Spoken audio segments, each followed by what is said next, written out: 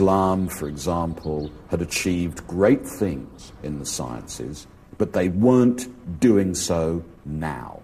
So even recent Islamic and Sanskrit astronomy was imagined to be very old, because if it was very old, it meant that the culture the British were conquering was declining. And for the British, that was clearly good news. And some experts believe that the effect of this on Islamic scientific history is still felt in the Islamic world today. The Islamic part and the Arab part have not yet discovered their history because their history was obliterated intentionally by the colonization period. And unfortunately, when they rediscover it now, they are rediscovering it in bits and pieces. So today, for many different reasons, the great observatories of the medieval Islamic world are ruined husks. And it's true to say that most of the great scientific breakthroughs of the last 4 centuries have taken place in the West. But that's not to say that science has completely ground to a halt in the Islamic world. Now, in the 21st century, there are many examples of cutting-edge research being carried out. Well, I've arrived at the Royan Institute here in Tehran, where they carry out stem cell research, infertility treatment, and cloning research.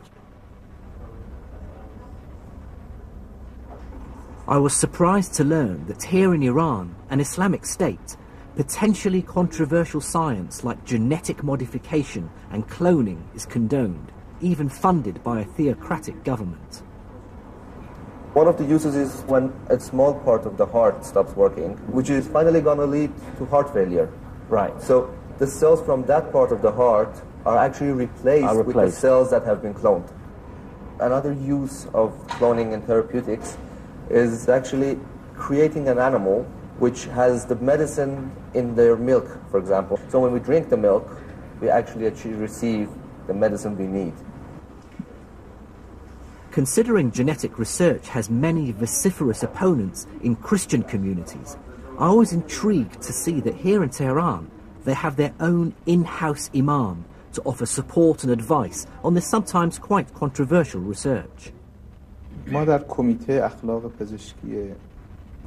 have got this medical ethic committee here in Royan Institute, and every project which is proposed is investigated in this committee, and we see different aspects of it, and they have got to justify the project for us.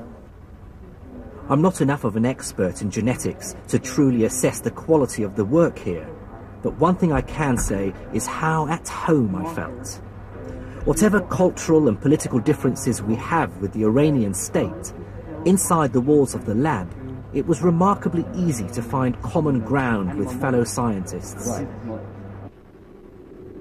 Nature's rules are refreshingly free of human prejudice. That's something the scientists of the medieval Islamic world understood and articulated so well. In the 9th century, Al-Khwarizmi synthesized Greek and Indian ideas to create a new kind of mathematics, algebra. The polymath Ibn Sina brought together the world's traditions of healthcare into one book, contributing to the creation of the subject of medicine. In remote Iranian mountains, astronomers like Al-Tusi paved the way for scientists working hundreds of years later in Western Europe.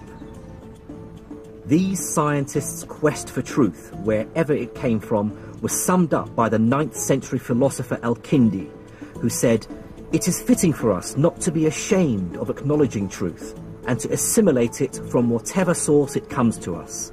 There is nothing of higher value than truth itself. It never cheapens or abases he who seeks."